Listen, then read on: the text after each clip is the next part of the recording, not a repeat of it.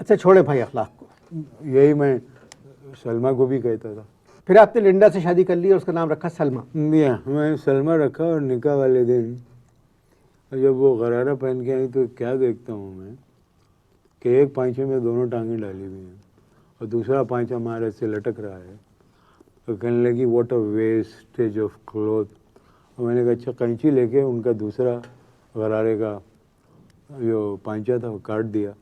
ہم نے کہا وی کیپ دس فار ولیمہ which is tomorrow if I survive. Linda آپ کے گھر آ گئی یا آپ لنڈا کے گھر چلے گئے؟ میں لنڈا کے گھر چلا گیا تھا. پھر کیا کیا آپ نے وہاں؟ بس کچھ نہیں, سب کو میں نے لال مرچ والے کھانوں پہ لگا دیا. وہ لال مرچ والے کھانے کھاتے تھے اور صبح باتھ روم میں سے آوازیں آتی تھی, oh shit can I have some curry more, ایسے کچھ بولتے تھے وہ. کیا کہتے تھے؟ کین آئی ہیو سم مور کری. شادی چل رہی ہے اب تک کس کی؟ آپ کی. 2 سال چلی, اس کے بعد ختم ہو گئی. کیا ہوا تھا؟ کیا ہوا؟ ایک بیٹا پیدا ہوا, نام میں نے رکھ دیا اسامہ. اسامہ کیوں رکھا نام آپ نے؟ بھائی دیکھیے امریکن جو ہیں صرف اسی ایک نام سے ڈرتے ہیں. اور اب بتا دوں اگر اب شادی کی میں نے اور دوسرا بیٹا ہوا تو اس کا نام صدام رکھوں گا. تو وہ اسامہ کو دیکھ کے میری بیوی کے خاندان والے ڈر کے دور سے بھاگ جاتے تھے. اب اصل جو جھگڑے کی وجہ بنی وہ پتہ ہے کیا بنی؟ یہ سانس کا آلہ ہے. عادت پڑی تو 40 سال میں نے پائپ پیا. تو وہ جھگڑے کی اصل وجہ یہ بنی کہ اسامہ کی تھی سالگرہ, ٹھیک ہے, تو میں نے اس کے لیے کیک بنوایا اور موم بتیوں کی جگہ 2 ٹوئن ٹاور لگوا دیے. اب اسامہ شرارتی آگے اس میں ٹوئن ٹاور گرا دیے. تو ان کے خاندان کا ایک گورا کھڑا ہوا اور کہنے لگا oh my god not again, oh shit. یہ ہوا. معاف کیجیے گا. یہ لفظ جو آپ بار بار استعمال کر رہے ہیں یہ لفظ اچھا نہیں ہے. یہ وہ لوگ ہر بات پہ یہی کہتے ہیں. اب آپ کہیے کہ دیکھو آسمان سے ایک ٹکڑا گر رہا ہے, کوئی اسکائی لیب کا ٹکڑا آ رہا ہے, بولو اسکائی لیب کا ٹکڑا آ رہا ہے, کہتے او شٹ, وہ ان کے منہ پہ ہے. ناظرین اس سے پہلے کہ میں اپنے مہمان سے اگلا سوال کروں میں آپ لوگوں سے پھر معافی مانگتا ہوں کہ جس قسم کا تعارف میں نے کرایا تھا ابھی تک وہ میرے سامنے نہیں آیا ہے. وہ گفتگو, وہ بات چیت جو میں سمجھ رہا تھا. تاڑنے والے قیامت کی نظر رکھتے ہیں, آپ نے غور نہیں کیا مجھ پہ. نہیں سر, میں آپ بہت محترم شخصیت ہیں. جتنی باتیں آپ نے کی ہیں سر ان کا سائنس سے کیا تعلق ہے؟ امریکنوں کو ڈرانا آرٹ نہیں سائنس ہے. مگر اخبار میں آیا تھا کہ آپ نے وہاں ایک میزائل کے کارخانے میں ملازمت کی تھی. میں وہاں پر ناکارہ میزائل ڈیزائن کرتا تھا. ناکارہ میزائل؟ بھائی امریکن جو ہیں وہ کارآمد میزائل بنا کے چھوٹے چھوٹے غریب ملکوں کو بھیجتے ہیں اور اس کے بعد انسپیکٹروں کو بھیجتے ہیں, وہ کہتے ہیں کہ ناکارہ کر دو. تو میں نے ان کو آئیڈیا دیا کہ ڈائریکٹ ناکارہ بنا دو, یہ بار بار ترلے کرنے کی ضرورت نہیں پڑے گی. ان کو آئیڈیا بہت اچھا لگا, انہوں نے مجھے تمغہ بھی دیا اور میں نے ان کے لیے پھر 90 لاکھ ناکارہ میزائل ڈیزائن کیے جو انہوں نے چھوٹے چھوٹے اسلامی ملکوں کو بھیج دیے. تو آپ نے کارآمد میزائل ڈیزائن کیوں نہیں کیا؟ اس لیے کہ آتے ہی نہیں تھے کارآمد ڈیزائن کرنا. اس کا مطلب ہے آپ نے ان کو بیوقوف بنایا. اور ڈالر کما لیا انہوں نے. واپس کیوں آ گئے امریکہ سے؟ ایک دن کیا ہوا, معاف کیجیے, ایک دن ایک امریکن نے مجھ سے کہا پاکی. کیا کہا؟ پاکی. مجھے تو غصہ آ گیا.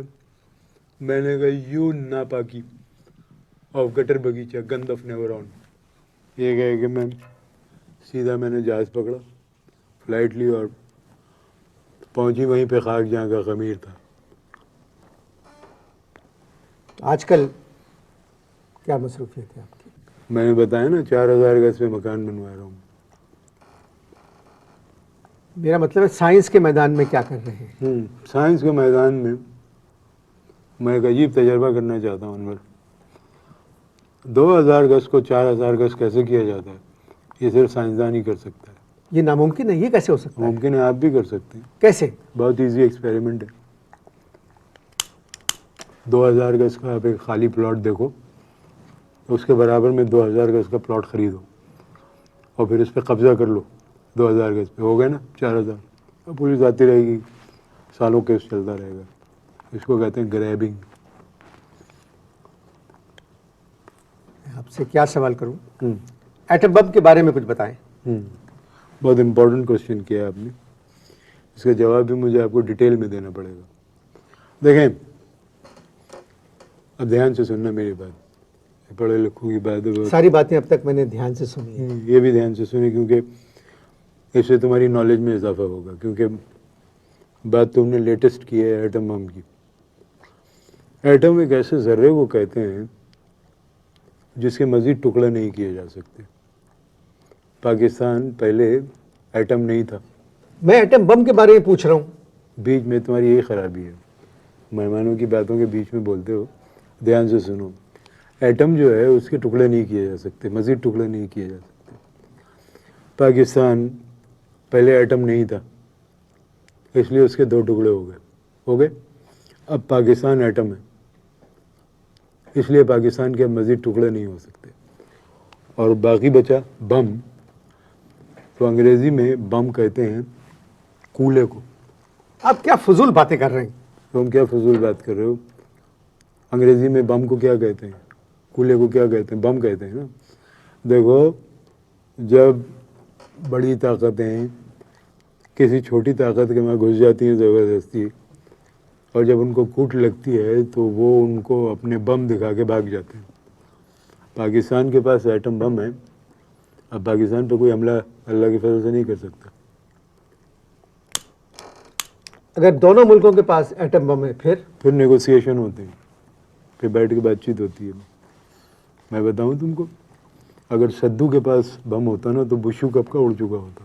سدھو بشو کون ہے؟ چھوڑ دیجیے، سمجھنے والے سمجھ گئے، نہ سمجھے اناڑی ہے. کوئی پیغام آپ دینا چاہتے ہیں کس کو؟ سننے والوں کو؟ میں یہ کہنا چاہتا ہوں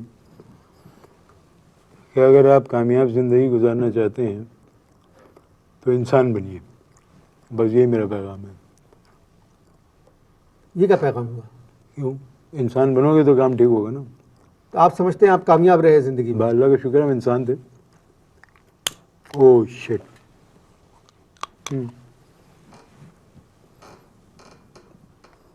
کس کے نام پیغام دلوانا چاہتے تھے؟ قوم کے نام.